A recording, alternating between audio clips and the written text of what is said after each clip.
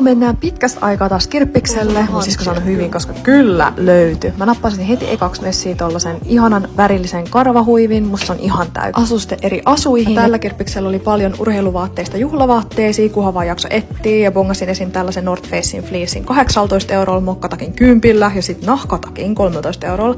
Ja tällaiset moon bootsit 20 €. Haloo! Sitten mä bongasin tällaiset makeet kengät, tämmösen ihanan neuleen ja makeita nahkavöitä 6 €. Ja siis mun mami oli myös messissä pitää huolta kumakulmista ja mun nesteytyksestä. Ja sitten kun vedet oli juotu, niin pongailtiin taas lisää kivoja juttuja. Ihania tällaisia koulakuruja. Ja joka kerta kun mä katsoin jonnekin, niin mä huomasin jotain. Esim. Nämä Timberlandit. Ja tässä pöydässä oli 50% alennuksella kaikki. Nämä aidot mokkasaappaat, ne ei mennyt mulle pohkeen kohdalta. Mutta nämä olisi ollut 2,5 €. Mutta ei voi mitään. Siis J nappas Marimekon paidan messiin 7,5 €. A steal. Mut nyt sovituskoppiin. Mä koittanut metsästää itselleni täykkyy oversize blazeri, mutta tää ei valitettavasti ollut se. Sitten mä nappasin tän ihanan sipokisen paidan ja J tuli myös täyttää se kivaa löytää. Very nice.